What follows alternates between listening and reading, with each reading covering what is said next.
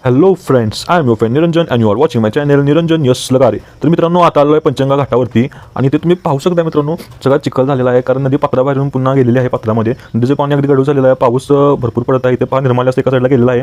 अतिशय स्वच्छता इथे आहे आणि खूप छान प्रकारे घाट आपल्याला पाहायला मिळतो मित्रांनो. तुम्ही मित्रांनो पाहू शकता सगळं चिखल झाला आहे. पाय घसरू शकतो, त्यामुळे तुम्ही इथे काळजीपूर्वक या.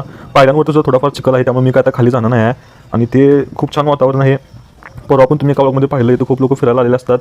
आणि हे पहा, इथं 2 पाणकोंबड्या आहेत आणि त्यासुद्धा पाण्याचा आनंद घेतात. मित्रांनो, नदी परिसरामध्ये अतिशय काळजीपूर्वक यावं लागते आणि पावसाळ्यात धबधब्यावर तर अजिबात जाऊ नका, कारण अचानक पाणी वाढते आणि धबधबा मोठा झाल्यानंतर लोक वाहून पण जातात. तुम्ही पाहिला असेल तर पंचगंगा नदी घाटावरती सुद्धा तुम्ही काळजीपूर्वक घ्या. आणि तर सुद्धा इथे काही आपत्कालीन सेवेसाठी नंबर दिलेले आहेत. हे नंबर तुम्ही सेव्ह करून ठेवू शकता इन फ्युचर कधी लागले तर. मित्रांनो, अशा प्रकारे इथे पुलापर्यंत तुम्ही पाहू शकता. पाणी अजून एवढं पण वाढलेलं नाही आहे, पण मित्रांनो माझे पाऊस भरपूर पडू दे, पण पूर अजिबात यायला नको. सगळे नदी तलाव भरून वाहू देत, पण पूर यायला नको, कारण पूर परिस्थिती अतिशय भयानक असते, अतिशय भयावह असते. तर मित्रांनो, आजचा कसं वाटलं मला कळवा, व्हिडिओ पण मी लवकरच टाकेल.